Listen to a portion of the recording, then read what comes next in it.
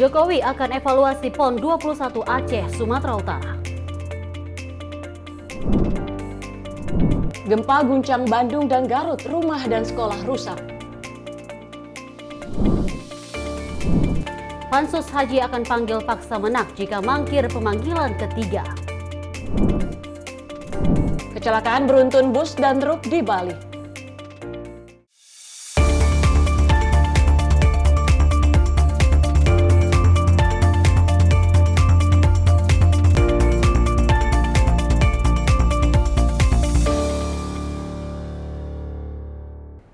Halo, selamat malam pemirsa. Selamat malam Tiara dan juga pemirsa. Senang sekali rasanya kami hadir mengisi ruang informasi Anda dengan seputar informasi yang terlebih dahulu kita sampaikan di awal menyapa malam kali ini. Ada 4 informasi dan juga sekaligus juga ada informasi lainnya akan kami sampaikan, dan salah satunya seperti highlight kita tadi bahwa memang Jokowi ini akan mengevaluasi kembali untuk PON 21 Aceh dan Sumatera Utara. Betul, dalam pernyataannya Presiden Joko Widodo menekankan bahwa segala bentuk kegiatan pemerintahan ini tentunya akan dievaluasi seperti yang kita tahu bahwa pelaksanaan PON ke-21 ini muncul isu terkait dengan salah satunya terkait dengan konsumsi para atlet. Selain itu yang menjadi sorotan adalah terkait dengan gempa yang mengguncang Bandung dan Garut. Ini kita akan melihat dampaknya dan serta upaya yang telah dilakukan oleh pemerintah daerah untuk mengatasi potensi gempa yang ada, Dewi. Benar sekali, dan juga kita melihat bahwa memang situasi saat ini nanti akan kami sampaikan dengan peristiwa kecelakaan beruntun bus dan juga truk di Bali. Dan sejumlah informasi menarik lainnya akan kami hadirkan bersama saya Tiara Dianti. Dan saya Dewi Manik. Simak menyapa malam untuk Anda. Pemirsa, selamat malam dan kita lanjut informasi menyapa malam kali ini, di mana Presiden Joko Widodo ini merespon perihal kisruh yang terjadi di Kamar Dagang Industri atau Kadin. Presiden Jokowi meminta persoalan tersebut diselesaikan secara baik-baik di internal Kadin. Jokowi mengatakan selama 10 tahun menjabat sebagai presiden, dirinya dekat dan kerap kali mendatangi acara Kadin. Kepala negara menyatakan mengenal baik Suryo Bambang, Rosan Ruslani, Arsyad Rashid, serta Anindya Bakri. Jokowi meminta permasalahan di Kadin diselesaikan di internal Kadin dan tidak melempar bola panas ke dirinya. Sebelumnya kisruh Kadin bermula setelah adanya Munaslup Kadin yang menunjuk Anindya Bakri sebagai Ketua Umum Kadin. Siapapun bertemu dengan saya terbuka, nggak ada masalah. Tapi sekali lagi, selesaikan masalah Kadin ini di internal Kadin. Jangan menyorong bola panasnya ke Presiden, itu aja. Tim redaksi Sinpo TV melaporkan. Kita beralih ke informasi selanjutnya, di mana Komisi 1 DPR RI meninjau kesiapan Binda Provinsi Kalimantan Timur dalam menyambut Pilkada 2024. Wakil Ketua Komisi 1 DPR Republik Indonesia Abdul Karis ini menyatakan kinerja Binda Kaltim cukup efektif, di mana dilihat dari tingkat kerawanan cukup rendah. Melalui video yang diunggah oleh akun sosial media Instagram, DPR RI Komisi 1 melakukan kunjungan kerja meninjau kesiapan Binda Provinsi Kalimantan Timur dalam menyambut Pilkada 2024 yang akan diselenggarakan November mendatang. Wakil Ketua Komisi 1 DPR RI Abdul Karis menilai kesiapan Binda Kaltim dalam menghadapi stabilitas Pilkada serentak sudah cukup efektif. Abdul berharap Pilkada serentak 2024 bisa berjalan lancar, aman, terkendali, dan sukses, serta sesuai dengan prinsip-prinsip demokrasi. November 2024. Dan tadi disampaikan dengan baik bahwa tingkat kerawanannya cukup rendah. Ini artinya kerja Binda Kalimantan Timur itu cukup efektif. Tim redaksi Sinpo TV melaporkan. Kita lanjut informasi berikut ini, pemirsa. Presiden Joko Widodo merespon perihal kisruh pelaksanaan PON 21 Aceh Sumatera Utara 2024. Menurut Presiden Jokowi, semua kegiatan pemerintahan akan dievaluasi, termasuk terhadap pelaksanaan PON 21 Aceh Sumatera Utara. Hal ini disampaikan Presiden Joko Widodo usai meresmikan kawasan Indonesia Islamic Financial Center Jakarta pada Selasa 17 September 2024. Kepala negara menyatakan bahwa semua kegiatan pemerintahan pasti dievaluasi, termasuk terhadap pelaksanaan PON 21 Aceh Sumatera Utara. Evaluasi diantaranya terkait dengan soal venue, konsumsi, serta akomodasi.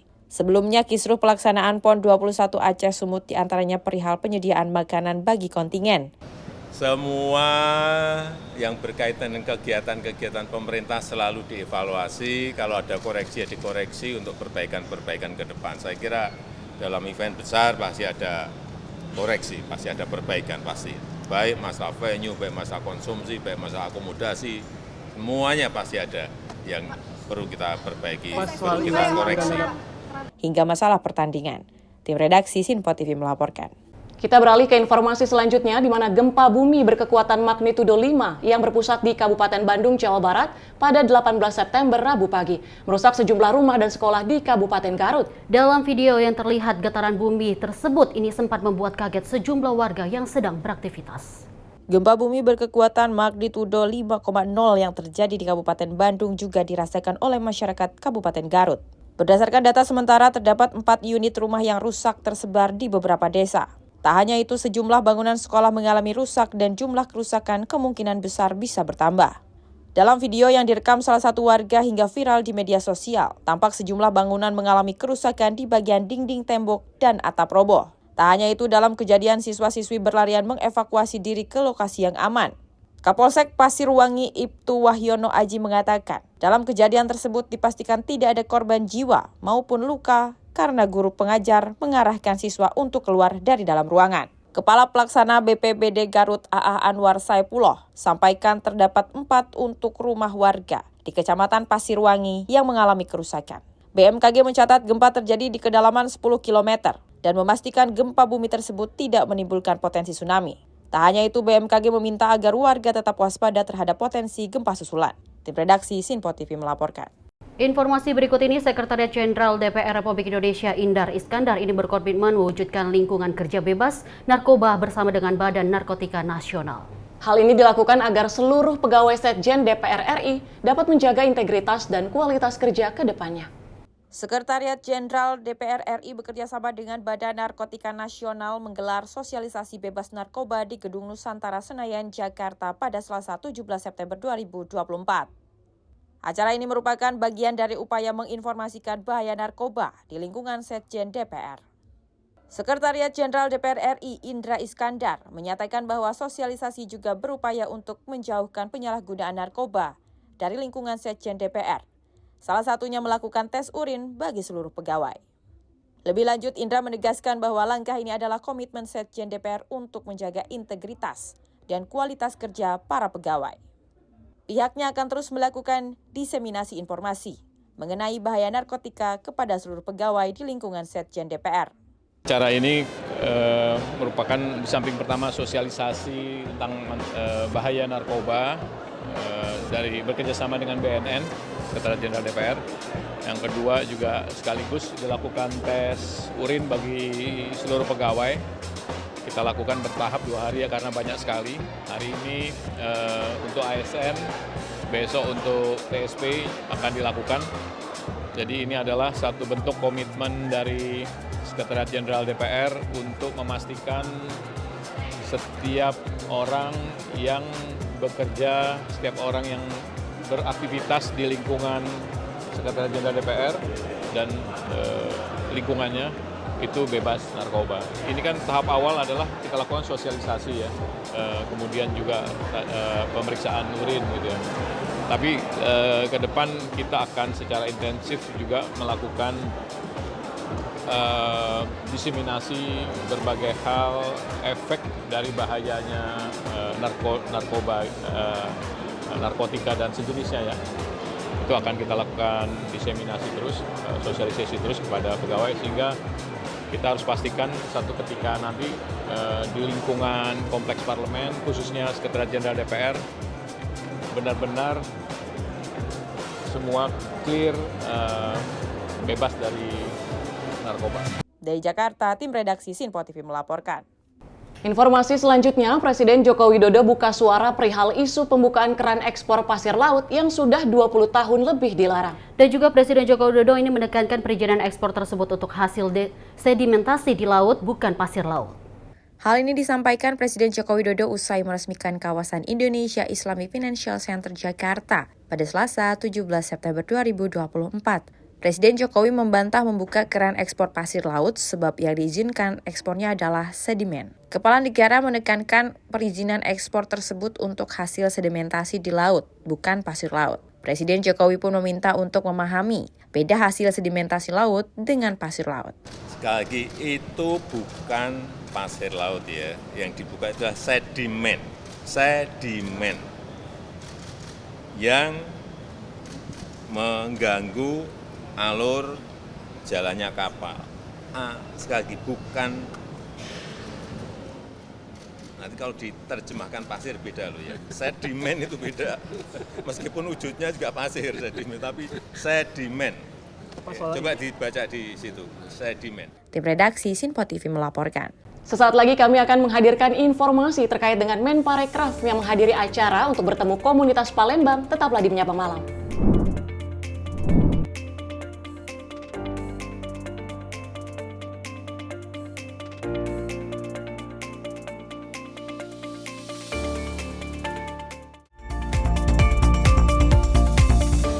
Pemirsa Sinpo TV kembali hadir menemani Anda dengan berbagai informasi yang telah kami rangkum dalam sepekan. Sajian lengkap informasi sepekan kami hadirkan untuk Anda. Badan Legislasi DPR menemui masa unjuk rasa di depan gedung DPR RI Senayan, Jakarta. Menemani akhir pekan Anda bersama keluarga dengan rangkuman berita menyeluruh dalam Sinpo Sepekan setiap minggu pukul 6 pagi hanya di Sinpo TV. Halo, selamat malam pemirsa. Senang sekali rasanya kami mengisi ruang informasi Anda. Akhiri aktivitas Anda dengan rangkuman perkembangan peristiwa yang terjadi sepanjang hari. Sebelumnya kita saksikan ada sekitar 3.000 tamu undangan, sementara di Ibu Kota Nusantara ini ada sekitar 2.000 tamu undangan. Rangkaian informasi nasional dan mancanegara dirangkum sebagai penutup hari dalam Menyapa Malam. Setiap Senin hingga Jumat pukul 8 malam, hanya di Sinpo TV. Halo, selamat pagi pemirsa Sinpo TV. Selamat pagi Andi. Selamat pagi, Ves. Beragam informasi terbaru hadir menemani Anda sebelum memulai hari. Itu memang dari Menteri Perhubungan juga mendukung, Betul. dari Menteri Keuangan juga mendukung, dan kita sebagai masyarakat pun juga Harus mendukung. Mengangkat isu yang tengah menjadi pembicaraan paling hangat. Semarakan pagi Anda bersama Menyapa Pagi. Setiap Senin hingga Jumat pukul 6 pagi. Hanya di Sinpo TV. Halo pemirsa, kami kembali hadir dengan sejumlah informasi yang kami himpun dari berbagai penjuru dunia. Rangkaian informasi yang membuat akhir pekan Anda begitu bermakna. Sebuah kelompok di Afrika Selatan memberikan layanan pertunjukan film dengan tenaga surya. Berita yang menjadi sorotan media dari dalam dan luar negeri. Kami hadirkan untuk menemani pekan Anda dalam Sinpo Dunia Sepekan. Sabtu dan Minggu pukul 9 pagi. Hanya di Sinpo TV. Kami hadir dengan rangkaian informasi dari berbagai penjuru dunia. Topik dan isu yang tengah menjadi sorotan mancanegara dikemas dengan lengkap untuk Anda.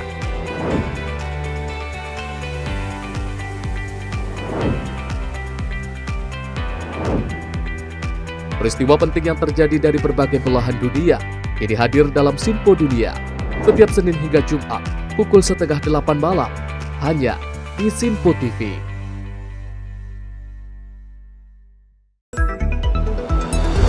Jadilah yang pertama mengetahui perkembangan terkini seputar informasi dari lembaga parlemen. Punya data nasional, tidak ada satupun backup berarti kan? Tiba-tiba ada putusan yang nggak masuk akal dan seperti ini gitu. Kita ambilkan rekomendasi kepada KPK, periksa! Kami hadirkan informasi paling akurat untuk mengawal setiap informasi dalam rapat komisi dan paripurna. Tentunya bersama saya Andi Rezaldi Yang telah kami rangkum dalam program Sinpo Parlemen. Saya Arif Rifan. Saksikan Sinpo Parlemen setiap Sabtu pukul 6 pagi hanya di Sinpo TV.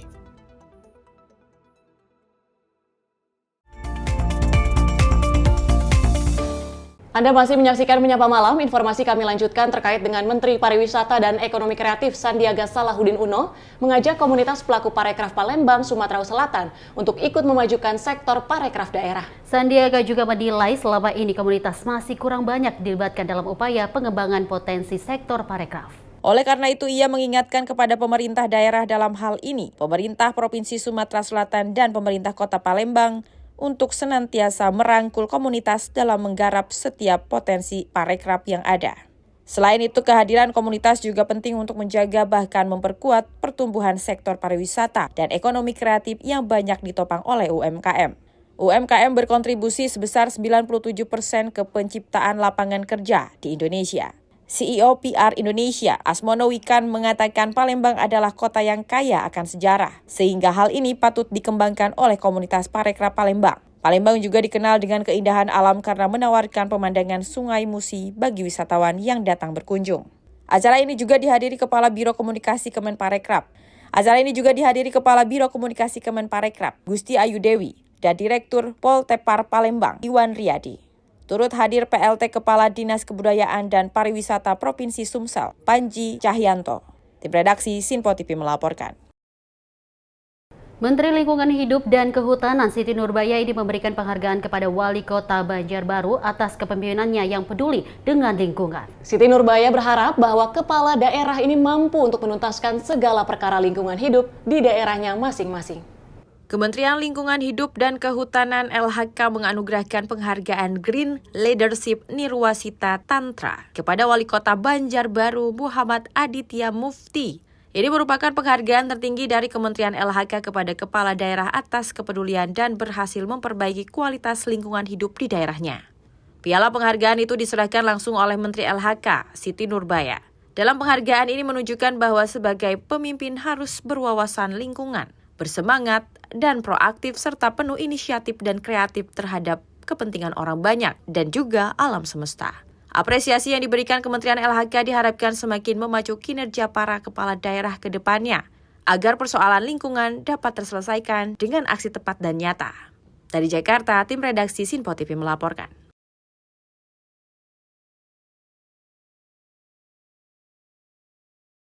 Kita beralih ke informasi selanjutnya. Hakim Agung nonaktif Ghazal Basaleh yang dituntut 15 tahun penjara dalam kasus dugaan menerima gratifikasi dan TPPU ini di Pengadilan Tipikor Jakarta. Ghazal Basaleh ini menuding jaksa KPK hanya ingin melakukan balas dendam terhadap dirinya.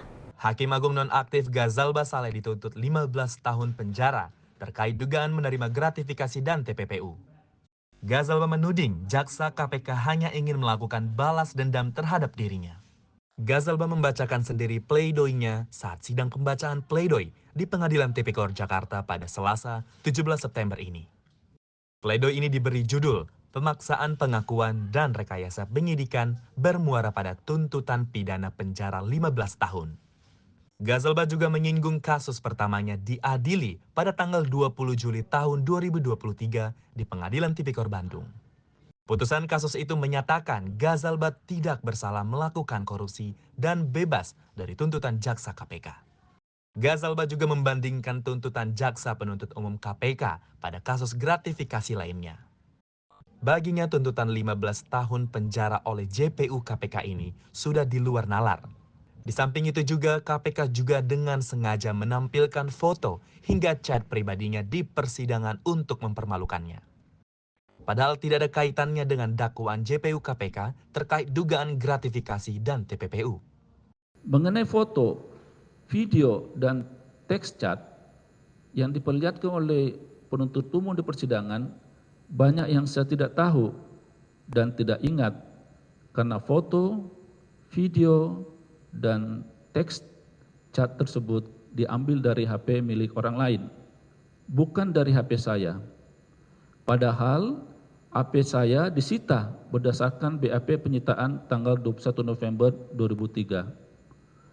Seharusnya isi HP saya yang sudah disita tersebut yang dikonfrontir ke saya. Tapi ini tidak dilakukan oleh penuntut umum. Sedangkan terhadap foto-foto pribadi, tentu tidak perlu dipersoalkan karena tidak ada hubungannya dengan unsur-unsur pasal yang didakwakan kepada saya. Dari Jakarta, Dio Malau, Sinpo TV melaporkan. Kementerian Perhubungan salurkan bantuan kepada petugas dan masyarakat transportasi dalam rangka memperingati Hari Perhubungan Nasional 2024. Bantuan ini diserahkan dalam acara Bakti Sosial Harhubnas 2024 di Rambusuar, Pantai Pandawa, Bali pada Senin kemarin. Menteri Perhubungan Budi Karya Sumadi menyampaikan kegiatan bakti sosial ini merupakan bentuk apresiasi serta kepedulian terhadap petugas serta masyarakat transportasi yang telah berdedikasi dalam mengemban tugasnya. Menhub juga menekankan pentingnya kepedulian sosial dan gotong royong dalam membangun transportasi yang aman, nyaman, dan berkelanjutan. Pada kesempatan yang sama, Ibu Endang Budi Karya selaku penasihat Dharma Wanita Persatuan Kementerian Perhubungan menyampaikan apresiasi kepada seluruh pihak yang terlibat dalam kegiatan ini. Hingga saat ini, Kemenhub telah menyalurkan lebih dari 3.600 paket yang disebarkan ke seluruh Indonesia oleh unit pelaksana teknis di lingkungan Kementerian Perhubungan. Adapun paket bantuan berupa sembako, alat pelindung diri, dan sejumlah uang tunai. Penerima bantuan ini terdiri dari berbagai kalangan, mulai dari pengemudi ojek online, sopir truk, petugas menara suar, hingga penyandang disabilitas. Selain penyaluran bantuan, kegiatan ini juga diisi dengan penanaman pohon di lingkungan Rambu Suar Pandawa sebagai bentuk kepedulian terhadap lingkungan. Tim redaksi Sinpo TV melaporkan. Wakil Ketua Pansus Haji Marwan Dasopang mengatakan akan melakukan pemanggilan secara paksa Menteri Agama Yakut Khalil Qaumas jika tidak hadir dalam surat pemanggilan ketiga. Manwar juga ini menyebutkan nantinya akan melibatkan aparat hukum jika diperlukan dalam pemanggilan secara paksa Menteri Agama tersebut. Panitia Khusus Haji atau Pansus Haji akan melayangkan surat pemanggilan ketiga usai Menteri Agama Yakut Khalil mangkir dalam undangan rapat bersama Pansus Haji DPR. Jika nantinya surat pemanggilan ketiga tersebut tidak hadir, maka Pansus Haji akan melakukan pemanggilan secara paksa kepada Yakut Khalil. Wakil Ketua Pansus Haji Marwan Dasopang menilai, sebagai tokoh politik sudah seharusnya merasa malu jika tidak dapat mempertanggungjawabkan jabatannya sebagai Menteri Agama. Lebih luas dirinya menyebut akan melaporkan ke pimpinan DPR RI terkait ketidakhadirannya dalam pemanggilan undangan rapat Pansus Haji. Pertimbangannya seperti apa? Nah, tentu kita akan menunggu niat baik dari Menteri memberikan keterangan besok hari supaya perbaikan perhajian kita ke depan itu bisa dilakukan. Langkah apa yang harus diambil? Yang kedua tentu kalau ada kaitannya persoalan hukum di dalam proses perhajian kita paling tidak 2023-2024 ya biar aparat hukum bisa menindaklanjuti. Kami kira itu ya. Pak, kalau misalnya besok pun tidak hadir, kan ada tadi ungkapan akan memanggil kembali besok. Kalau besok juga tidak hadir, apa langkah pihak Anda? Ya kami tetap memanggil lagi, paling tidak 3 kali. Di dalam undang-undang pansus angket itu ada pemanggilan paksa, tapi instrumennya kami belum tahu seperti apa. Tapi kalau tidak bisa memanggil secara paksa, paling tidak masyarakat Indonesia sudah tahu bahwa menterinya tidak bertanggung jawab. Sebagai tokoh politik, sebagai tokoh nasional, ya mestinya merasa malu tidak bisa mempertanggungjawabkannya. Ini kan pertanggungjawaban di pansus ini. Ada pertanggungjawaban di komisi sebagai mitranya, ada pertanggungjawaban lebih tinggi lagi pansus tidak hadir. Ya masyarakat saja yang menilai seperti apa seorang menteri yang tidak beretikat baik. Cukup ya? Artinya tidak ada melaporkan ke misalnya ke pihak yang lebih berwenang dalam hari ini mungkin. Ya mungkin. Dari Jakarta, Tim Liputan Sinpo TV melaporkan. Kita lanjut informasi berikut ini. Komisi Pemilihan Umum resmi membuka pendaftaran bagi kelompok penyelenggaraan pemungutan suara atau KPPS pada Selasa 17 hingga 28 September 2024. Perekrutan anggota KPPS dilakukan sesuai dengan keputusan KPU nomor 475 tahun 2024. Ketua Komisi Pemilihan Umum Muhammad Afifuddin membawa pendaftaran untuk petugas anggota kelompok penyelenggaraan pemungutan suara atau KPPS. Afifuddin menyebut KPPS menjadi tombak KPU yang bertugas di setiap TPS untuk memastikan pelaksanaan pilkada berjalan dengan baik. Adapun tahapan rekrutmen KPPS pilkada resmi dimulai pada 17 September hingga 28 September 2024 dan akan merekrut sebanyak 3.045.623 anggota. Afif menyatakan nantinya anggota tersebut akan disebar ke 435.089 TPS. Untuk merekrut jajaran SDM kita, jajaran ad hoc kita, yang nanti akan menjadi ujung tombak dari pelaksanaan pilkada kita se-Indonesia. Bapak Ibu sekalian yang saya banggakan, teman-teman sekalian, direncanakan untuk pilkada tahun 2024 ini terdapat 435.089 TPS yang akan melayani 203.290.554 pemilih. Dari Jakarta, Tim Liputan Sinpo TV melaporkan.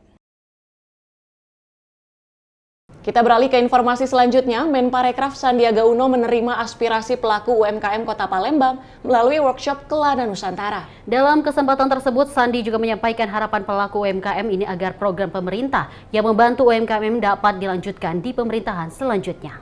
Melalui video yang diunggah di akun sosial media Instagram Sandi Uno, pada 16 September 2024, Menparekraf Sandiaga Uno menerima aspirasi pelaku UMKM Kota Palembang melalui workshop Kelana Nusantara. Menurut Sandi, pelaku UMKM ingin membuat Kota Palembang sebagai kota kreatif kelas dunia, terutama karena kekuatan subsektor kuliner. Dalam pertemuan tersebut, sudah ada beberapa langkah terobosan yang sudah didiskusikan. Kelana Nusantara ini tadi kita menerima antusiasme dari para UMKM kita yang ingin meningkatkan Kota Palembang menjadi kota kreatif kelas dunia, terutama karena kekuatan subsektor kulinernya. Tadi ada beberapa langkah-langkah terobosan yang sudah diskusikan. Sandi menjelaskan, dalam kesempatan itu turut digunakan Sandi untuk pamit karena akan menyelesaikan tugas 20 Oktober nanti. Sandi menyampaikan harapan pelaku UMKM diantaranya program-program memberikan pelatihan, membantu pemasaran, dan menyediakan permodalan bisa diteruskan di pemerintahan selanjutnya. Tim redaksi Sinpo TV melaporkan.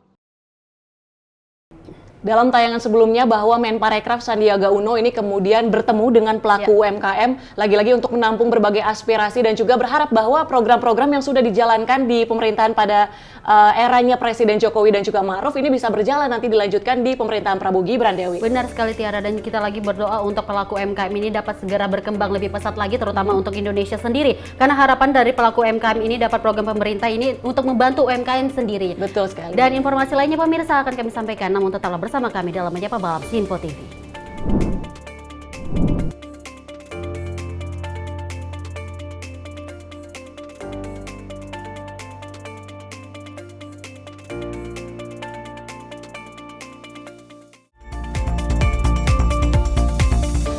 Pemirsa Sinpo TV kembali hadir menemani Anda dengan berbagai informasi yang telah kami rangkum dalam sepekan.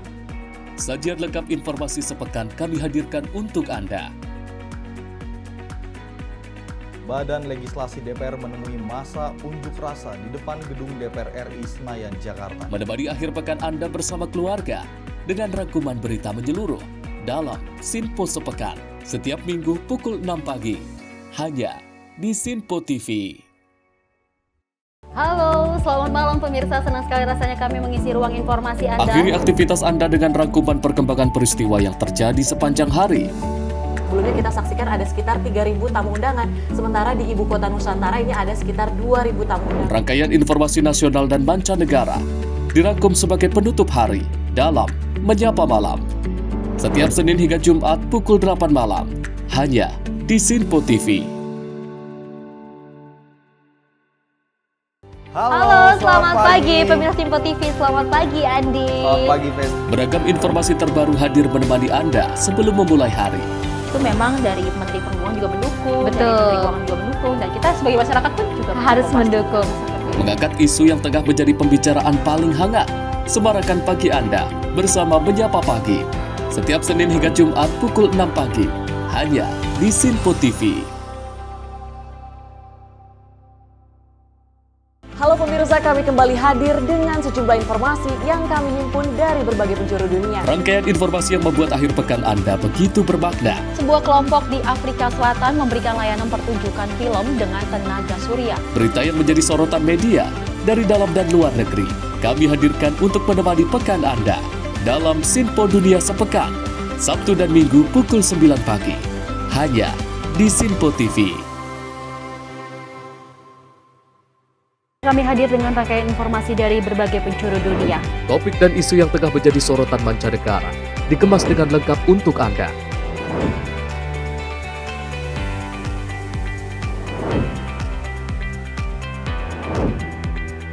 Peristiwa penting yang terjadi dari berbagai belahan dunia ini hadir dalam Sinpo Dunia setiap Senin hingga Jumat pukul 7:30 malam hanya di Sinpo TV.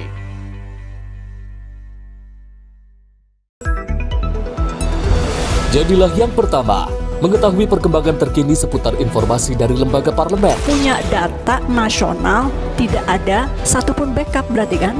Tiba-tiba ada putusan yang nggak masuk akal dan seperti ini gitu. Kita biarkan rekomendasi kepada KPK. Periksa! Kami hadirkan informasi paling akurat untuk mengawal setiap informasi dalam rapat komisi dan paripurna. Tentunya bersama saya Andi Rezaldi yang telah kami rangkum dalam program Sinpo Parlemen.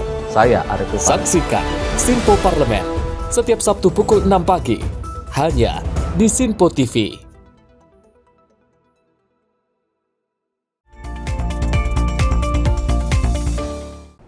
Selamat malam pemirsa, Anda masih bergabung bersama kami dalam Menyapa Malam dan kita lanjut informasi berikut ini. Safira Dian Fitri Rizkyanti ini menjadi salah satunya atlet penyumbang medali emas cabang olahraga kuras untuk kontingen Jawa Timur pada Pekan Olahraga Nasional 21 tahun 2024. Diketahui total perolehan medali cabang olahraga kuras Jawa Timur sebanyak 1 medali emas, 1 perak, dan 4 perunggu. Ketua Umum Federasi Kuras Seluruh Indonesia atau Verkusi Kota Madiun, Joprianto, yang juga orang tua Safira, mengaku bangga atas prestasi Safira di ajang PON 2024. Meski sempat bertemu musuh bebuyutan, Safira mampu tampil maksimal dan menundukkan lawan-lawannya. Bahkan Safira menjadi satu-satunya atlet kuras Jawa Timur yang mampu meraih medali emas. Joprianto berharap dengan prestasi medali emas di ajang PON, Safira juga dapat diproyeksikan untuk ajang SEA Games Thailand 2025 mendatang. Diketahui kontingen Jawa Timur memperoleh 6 medali di cabang olahraga kuras PON 2024. Terinci 1 medali emas atas nama Safira Dian Fitri Rizkyanti di kelas 48 kg putri, 1 medali perak atas nama Eka Alfiana Santoso di kelas 52 kg putri. 4 medali perunggu meliputi Rizky Nugroho di kelas 55 kg putra, Amelia di kelas 57 kg putri, Amira Farabi di kelas 63 putri, dan Putra Uzul Jawa Timur. Tim redaksi Sinpo TV melaporkan. Upacara Hari Perhubungan Nasional tingkat daerah khusus Jakarta 2024 diselenggarakan di kawasan Monas Jakarta Pusat pada 17 September 2024. Pejabat Gubernur DKI Jakarta Heru Budi Hartono mengajak seluruh pemangku kepentingan sektor transportasi untuk menilik hal-hal yang Indonesia raih 10 tahun ke belakang. Upacara Hari Perhubungan Nasional tingkat Jakarta 2024 diselenggarakan di kawasan Monas Jakarta Pusat pada Selasa 17 September 2024. Dalam kesempatan itu, penjabat Gubernur DKI Jakarta Heru Budi Hartono membacakan sambutan dari Menteri Perhubungan Budi Karya Sumadi. Hari Perhubungan Nasional dimaknai sebagai momentum untuk melakukan refleksi terhadap karya yang diberikan dalam bidang transportasi untuk bangsa dan juga Indonesia. Sesuai dengan tema peringatan tahun ini yaitu Transportasi Maju Nusantara Baru, Heru mengajak seluruh pemangku kepentingan sektor transportasi untuk menilik kembali hal-hal yang telah Indonesia raih 10 tahun ke belakang. Sesuai visi misi Presiden Joko Widodo, yaitu terwujudnya Indonesia maju, berdaulat, mandiri, dan berkepribadian berlandaskan gotong royong. Sektor transportasi juga telah membuktikan komitmennya untuk berkolaborasi mewujudkan konektivitas sehingga seluruh wilayah Indonesia dapat terhubung, berdaulat, dan meraih kemandirian ekonomi. Dari Jakarta, tim redaksi Sinpo TV melaporkan. Kita beralih ke informasi berikut ini pemirsa. Setelah hampir 1 tahun ditutup pasca mengalami musibah kebakaran, Museum Nasional Indonesia atau lebih dikenal dengan nama Museum Gajah akan kembali dibuka untuk umum pada tanggal 15 Oktober 2024. Kini Museum Nasional menampilkan wajah baru dengan pilar-pilar yang menjulang tinggi. Rabu pagi, pengelola Museum Nasional Indonesia atau Museum Gajah mengajak sejumlah awak media untuk melihat perkembangan revitalisasi ruangan pamer benda-benda bersejarah yang sempat terbakar setahun lalu. Di bekas gedung yang terbakar kini memiliki wajah berbeda dengan pilar-pilar tinggi menjulang. Tampak sejumlah pekerja dan kurator juga tengah menyusun benda-benda purbakala seperti arca peninggalan masa lampau untuk nantinya dipamerkan kembali. Menurut PLT Kepala Indonesia Heritage Agency Ahmad Mahendra, setelah diperbaiki nantinya akan dibagi menjadi 8 bagian yang menceritakan sejarah perjalanan bangsa ini. Di Gedung A nantinya akan ditempat koleksi dari masa prasejarah hingga masa kerajaan di Nusantara, Gedung B untuk masa kini, dan Gedung C untuk masa depan. Nantinya setiap pengunjung akan merasakan bagaimana kita bisa mengalami masa lalu dan juga menginspirasi masa depan Indonesia. Lapangannya sejauh ini sedang jalan semua. Nah, seperti tadi kan dilihat ini sedang hari ini Bapak Ibu bisa lihat, teman-teman bisa lihat bagaimana perubahan ada di rotunda, bagaimana ada perubahan kemudian di fasad, Rotunda, kemudian di Taman Arca, kemudian di ruang Kerta Rajasa, kemudian juga sedang pembenahan di Indonesia A. Sebetulnya ini akan jadi tanggal 5 Oktober itu sudah jadi semua, bersih semua. Tetapi kan perlu waktu untuk melihat, kadang-kadang seperti kejadian di Fredeburg gitu. Dulu nggak dipikirkan bagaimana cara penanganan juga hal-hal yang kecil-kecil. Perlu penambahan toilet seperti itu. Perlu penambahan karena biar publik juga nyaman. Jadi juga soal kebersihan dan sebagainya itu masih ada waktu. Walaupun dari sekarang udah dimulai ya. Tapi kita tanggal 5 Oktober itu adalah sudah jadi semua. Itu akan dilihat para pimpinan karena ada gladi, mulai dari gladi kotor dan gladi bersih. Karena sampai saatnya nanti dibuka untuk publik tanggal 15 Oktober untuk publik ya. Tapi untuk spesial pembukaan itu di tanggal 11 dan sebagainya. 11 berarti bisa dihadiri siapa saja Pak untuk yang tanggal 11 ini nanti? Dihadiri banyak sekali kan undangan-undangan ya sampai nanti yang publik semua itu tanggal 15. Tapi kalau ini ya tentu orang-orang yang terbatas ya sangat terbatas dan sebagainya. Berarti kira-kira sudah berapa persen persiapannya? Kalau sekarang? Kalau sekarang mungkin sudah 50-60% ya. 50% nanti sampai saatnya tanggal akhir September itu sudah mungkin 70-80. Mungkin di 4 Oktober sampai 5 Oktober itu mungkin sudah 100%. Walaupun mungkin masih 99,9 mungkin ya gitu. Karena kan perlu respon sedikit-sedikit lagi yang dilihat dan sebagainya. Bahkan di pembukaan kan perlu mempercantik ya, kan mau dibuka oleh para pimpinan gitu ya, dan undangan khusus tadi yang terbatas tadi itu untuk launchingnya gitu, walaupun masih terbatas tapi kan tanggal 15 Oktober untuk publik. Nah itu kan juga perlu persiapan semuanya dan sebagainya. Pak, untuk yang RCRC kebakaran itu kan cuma 3 bulan, ada kemungkinan ada secara versi online juga gitu nggak, biar yang dari luar pulau itu bisa lihat juga gitu. Yang mana kapan-kapan? Yang itu Pak, perjalanan kebakaran. Perjalanan tadi, perjalanannya pasca kebakaran akan kita siapkan.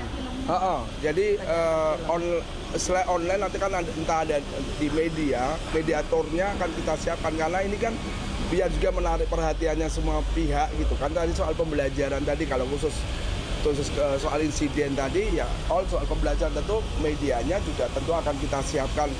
Kan ada online untuk workshopnya aja ada online, apalagi untuk mediator pada saat yang 3 bulan, karena biar orang lihat ya, walaupun mohon maaf nanti setelah 3 bulan tidak semua bisa ngelihat. Nah itu kesempatan, kecuali ada arahan pimpinan untuk diperpanjang ya khusus perjalanan itu dan sebagainya. Makanya perlu dinanti oleh publik untuk kalau pengen lihat yang terdampak dan sebagainya ya datanglah dari 15 Oktober sampai akhir di Desember ya. Sementara itu persiapan sendiri menurut Mahendra saat ini sudah 80% dan diharapkan pada tanggal 5 sudah rampung 100%, sehingga pada pembukaan nanti pada tanggal 15 Oktober, Museum Gajah sudah dapat dinikmati masyarakat yang ingin melihat koleksi museum. Dari Jakarta, Dio Malau, Sinpo TV melaporkan. Polresta Bogor Kota membongkar sindikat penipuan berkedok investasi yang telah merugikan korbannya hingga ratusan juta rupiah. Pelaku pun menyasar para wisatawan yang berkunjung ke wilayah Kota Bogor. Dengan bermodalkan ID card salah satu perusahaan besar di negara Brunei Darussalam, polisi menangkap ketiga pelaku di wilayah Cipanas, Kabupaten Cianjur, Jawa Barat.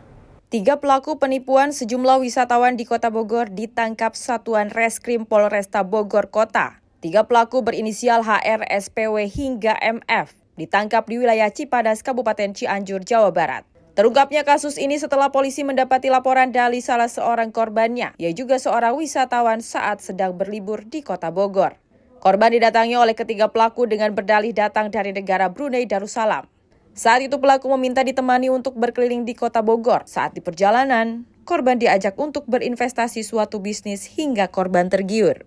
Korban pun lantas dikelabui oleh para pelaku dengan meminta memperlihatkan kartu ATM korban dan melakukan pengecekan saldo.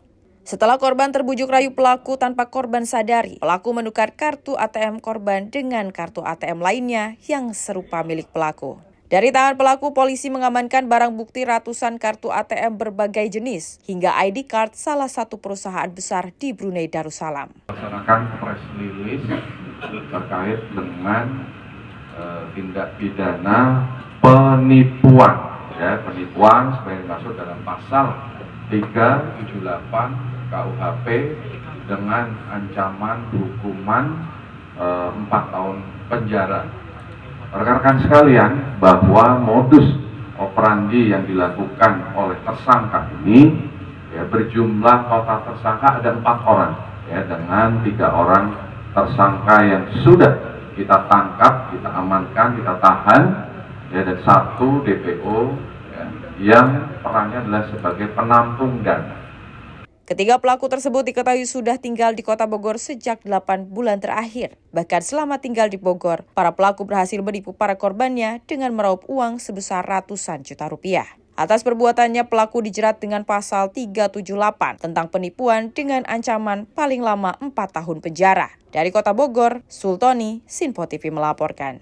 Kita lanjut peristiwa berikut ini. Kecelakaan beruntun terjadi di Jalan Denpasar Cilimanuk pada Selasa pagi. Tidak ada korban jiwa dari kecelakaan melibatkan 2 bus dan 2 truk tersebut, namun 4 kendaraan mengalami rusak parah.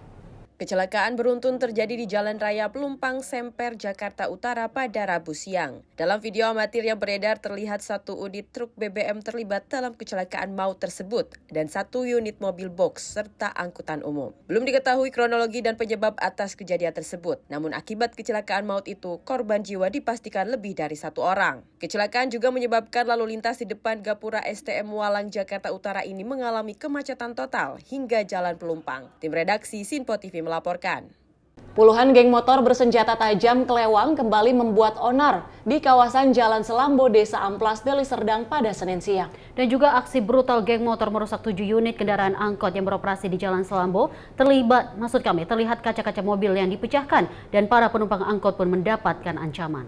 Kawasan Jalan Selambo, Desa Amplas, Percut, Seituan, Deli Serdang kembali mencekam setelah aksi brutal puluhan geng motor bersenjata tajam kembali terjadi pada 16 September 2024. Salah satu aksi yang menjadi sorotan adalah perusakan terhadap 7 mobil angkot yang beroperasi di wilayah tersebut. Terlihat kaca mobil angkutan tersebut dipecahkan oleh kelompok geng motor yang tampaknya tidak segan-segan melakukan tindak kekerasan. Selain itu, kelompok geng motor juga membakar beberapa sepeda motor dan becak bermotor milik warga yang berada di sekitar lokasi kejadian. Dalam aksi itu terdapat 1 orang yang menjadi korban kekerasan. Korban terkena bacok pada bagian punggung dan kini masih dalam perawatan medis. Aparat kepolisian hadir di lokasi kejadian dan berupaya meredam situasi setelah kelompok geng motor membubarkan diri. Kanit Reskrim Polsek Medan Tembung, AKP Japri Binsar, menyampaikan kini pihaknya melakukan penyelidikan lebih lanjut terkait peristiwa tersebut. Dari hasil penyelidikan sementara, penyerangan tersebut diduga dilatar belakangi persoalan lahan di wilayah itu. Tim redaksi Sinpo TV melaporkan. Dan pemirsa, usai jeda kami akan hadirkan sekitar peristiwa yang terjadi selama 24 jam terakhir. Tetaplah di Menyapa Malam Sinpo TV.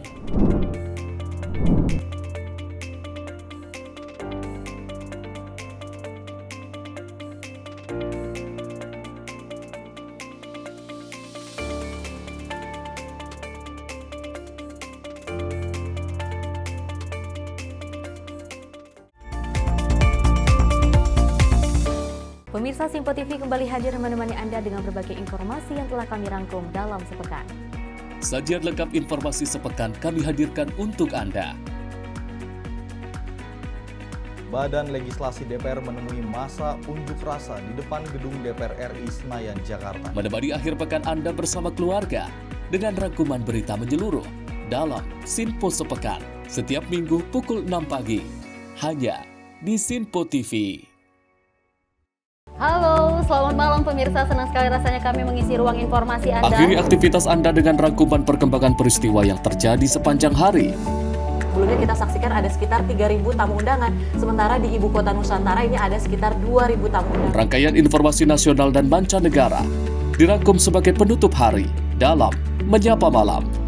Setiap Senin hingga Jumat pukul 8 malam, hanya di Sinpo TV. Halo, selamat pagi pemirsa Simpo TV. Selamat pagi Andi. Selamat pagi, Fen. Beragam informasi terbaru hadir menemani Anda sebelum memulai hari. Itu memang dari Menteri Perhubungan juga mendukung, Betul. dari Menteri Keuangan juga mendukung, dan kita sebagai masyarakat pun juga Harus mendukung. Mengangkat isu yang tengah menjadi pembicaraan paling hangat. Semarakan pagi Anda bersama Menyapa Pagi. Setiap Senin hingga Jumat pukul 6 pagi. Hanya di Simpo TV. Halo pemirsa, kami kembali hadir dengan sejumlah informasi yang kami himpun dari berbagai penjuru dunia. Rangkaian informasi yang membuat akhir pekan Anda begitu bermakna. Sebuah kelompok di Afrika Selatan memberikan layanan pertunjukan film dengan tenaga surya. Berita yang menjadi sorotan media dari dalam dan luar negeri. Kami hadirkan untuk menemani pekan Anda dalam Simpo Dunia Sepekan. Sabtu dan Minggu pukul 9 pagi. Hanya di Simpo TV.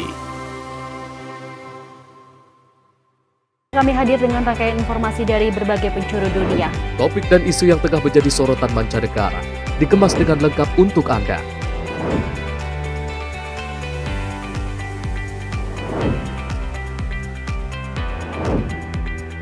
Peristiwa penting yang terjadi dari berbagai belahan dunia kini hadir dalam Simpo Dunia setiap Senin hingga Jumat pukul 7:30 malam hanya di Simpo TV.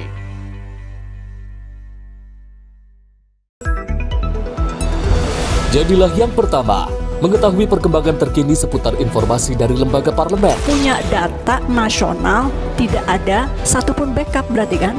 Tiba-tiba ada putusan yang nggak masuk akal dan seperti ini gitu. Kita ambilkan rekomendasi kepada KPK, periksa! Kami hadirkan informasi paling akurat untuk mengawal setiap informasi dalam rapat komisi dan paripurna. Tentunya bersama saya Andi Rezaldi yang telah kami rangkum dalam program Simpo Parlemen. Saya Arif Rifan. Saksikan Simpo Parlemen setiap Sabtu pukul 6 pagi hanya di Simpo TV.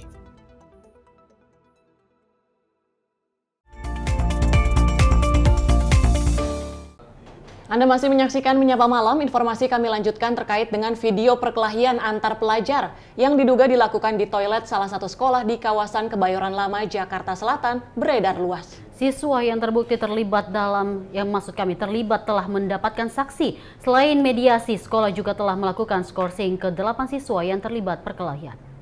Video detik-detik dugaan perundungan atau bullying di salah satu sekolah SMA kawasan Kebayoran Lama, Jakarta Selatan beredar di media sosial.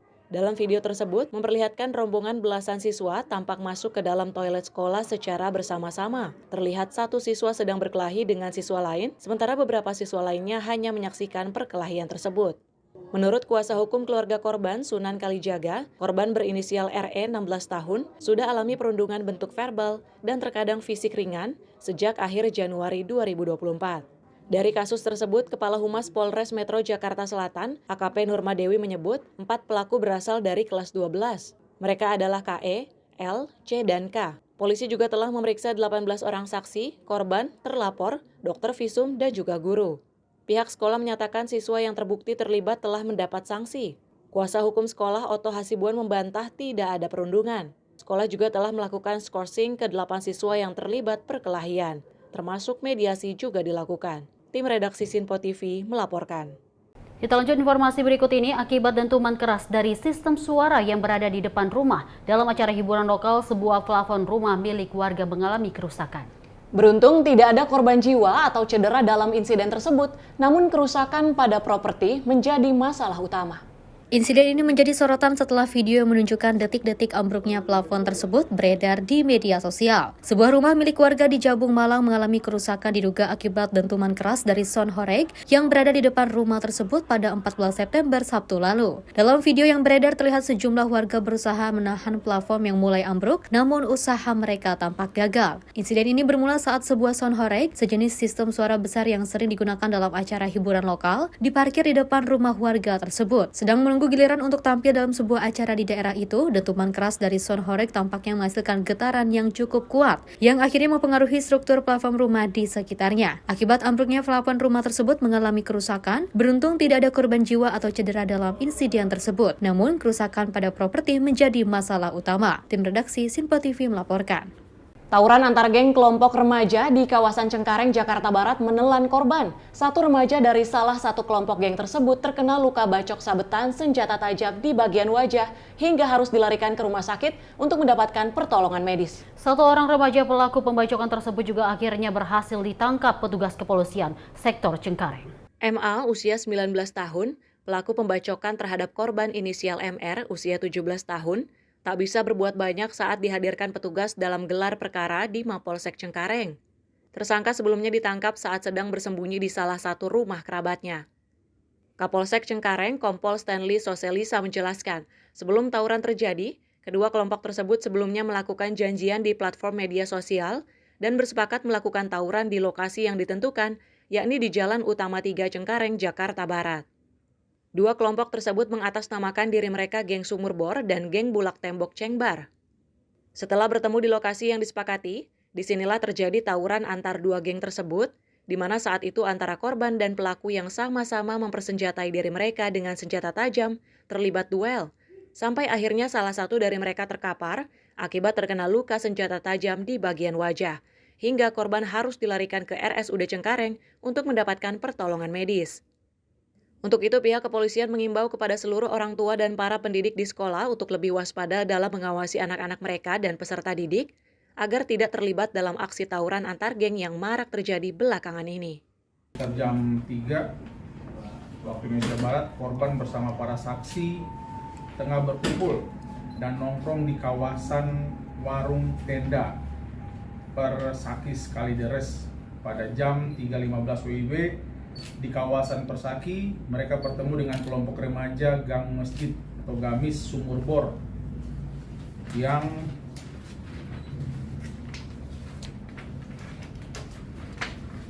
berjumlah sekitar 10 orang menggunakan 5 sepeda motor.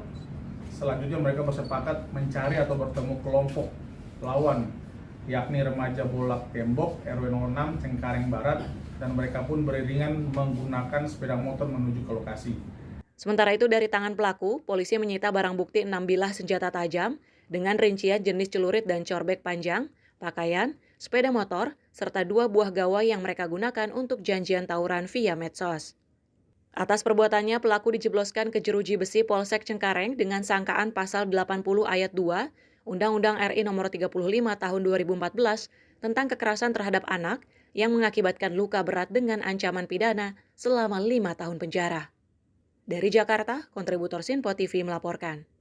Dan kita beralih ke informasi berikut ini. Ruang kelas SDN Cirawa, Kertasari, Kabupaten Bandung, Jawa Barat alami rusak berat akibat gempa magnitudo 5 pada Rabu pagi. Seorang siswa dilaporkan alami luka dan telah mendapatkan perawatan medis. BNPB meminta masyarakat tidak panik dan tetap meningkatkan kewaspadaan.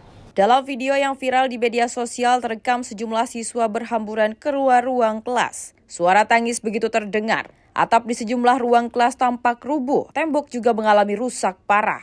Kantor SDN Cirawa bahkan dilaporkan hancur akibat mala tersebut.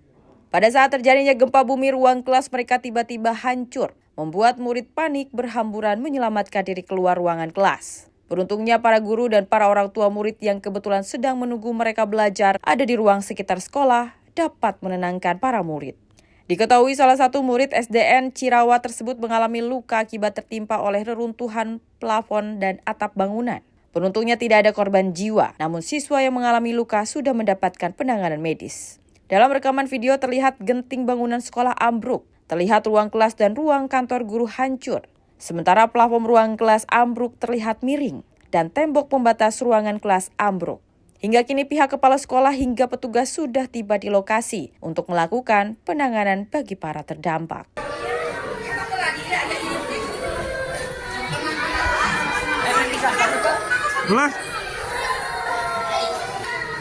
Dan kantor SDN Cirawa hancur. Tim redaksi Sinpo TV melaporkan. Atas peristiwa gempa yang terjadi tentunya kami juga menyampaikan turut berbelasungkawa dan juga tadi disampaikan bahwa BNPB ini telah segera mengirimkan tim reaksi cepat jika memang terjadi eskalasi kerusakan terhadap, kalau misalnya kita melihat berbagai bangunan rumah masyarakat, kemudian ruko dan juga fasilitas umum ini menjadi salah satu dampak dari gempa yang terjadi, Dewi. Benar sekali, lagi-lagi kalau kita berharap semoga semua petugas ini melakukan pengamanan yang cukup untuk masyarakat yang terdampak akibat gempa ini. Lagi-lagi kita juga berharap untuk setiap pengungsian yang telah diberikan dapat bermanfaat untuk menjaga atau mengantisipasi. Dan kalau kita melihat bahwa memang ini masyarakat diimbau untuk tidak panik dan tetap meningkatkan kewaspadaan. Dan pemirsa, informasi tadi menutup perjumpaan kita kali ini. Saya Dewi Manik. Dan saya Tiara Dianti, mewakili kerabat kerja yang bertugas, pamit undur diri. Terima kasih dan sampai jumpa.